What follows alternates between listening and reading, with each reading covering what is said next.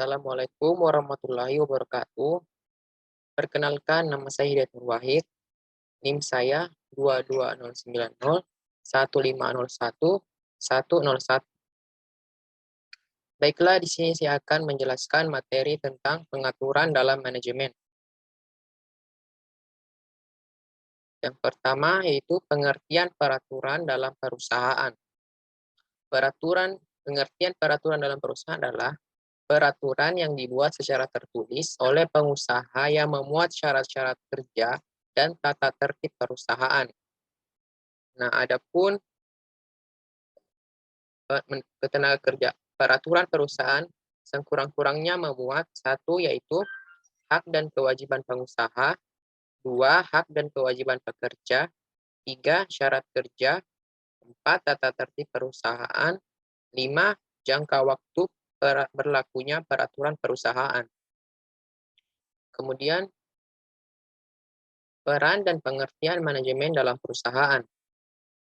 Peran manajemen dalam perusahaan adalah mempertahankan kontrol atas tindakan dan kinerja sebuah perusahaan, serta sebagai pihak pengendali internal setiap keputusan dalam perusahaan. Dan kemudian pengertian manajemen. Manajemen adalah proses perencanaan, pengorganisasian, pengarahan, dan pengawasan sumber daya manusia dan sumber daya lainnya untuk mencapai tujuan yang telah ditetapkan. Manajemen berasal dari kata to manage, yang artinya mengatur pengaturan, dilakukan melalui proses, dan diatur berdasarkan fungsi-fungsi manajemen. Kemudian peraturan dalam manajemen agar efektif. Yang pertama yaitu konsisten.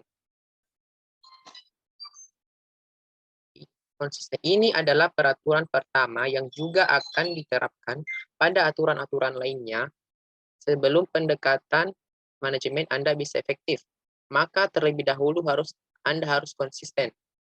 Anda harus memberikan pengakuan jika karyawan menunjukkan prestasi, memberikan pengakuan jika karyawan menunjukkan prestasi, memberikan teguran saat ada kesalahan, dan memperlakukan setiap anggota tim secara adil. Yang kedua, fokus. Fokus pada kejelasan, ketepatan, dan ketelitian dalam berkomunikasi. Cara Anda berkomunikasi dengan tim akan mempengaruhi kesuksesan Anda. Saat memberikan instruksi, berbicara dalam meeting atau mengupdate informasi perusahaan, pastikan untuk menyampaikannya secara jelas, tepat, dan benar. Ini berlaku dalam media komunikasi apapun, baik disampaikan secara langsung, melalui email, atau telepon. Kejelasan, ketepatan, dan ketelitian adalah cara terbaik untuk menghindarkan miskomunikasi. Nah, yang ketiga yaitu menetapkan tujuan. Menetapkan tujuan kerja sebagai tim. Jika Anda ingin anggota tim bekerja sama, buatlah mereka mengerjakan sesuatu bersama.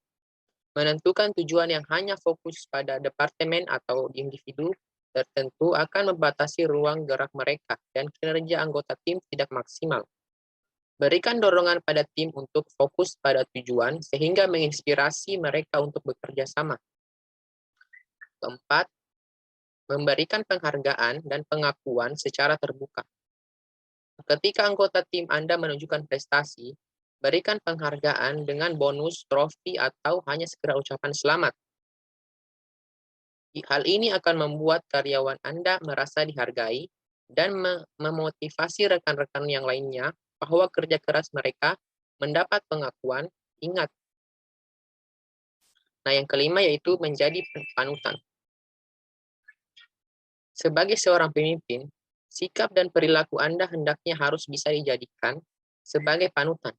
Jika Anda datang terlambat, maka tim Anda akan tidak tepat waktu. Jika Anda mudah marah, maka tim Anda akan mudah tersulut emosinya saat pekerjaan mereka tidak selesai. Berusahalah untuk menjadi panutan yang ideal di hadapan tim Anda.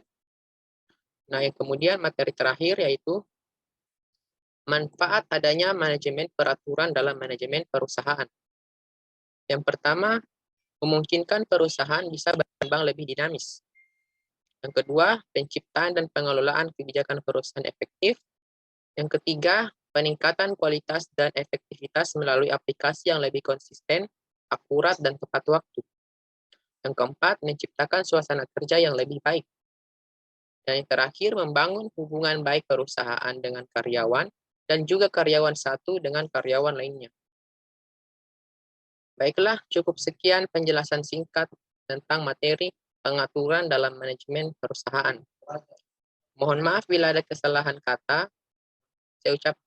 Selebihnya saya ucapkan terima kasih. Wassalamualaikum warahmatullahi wabarakatuh.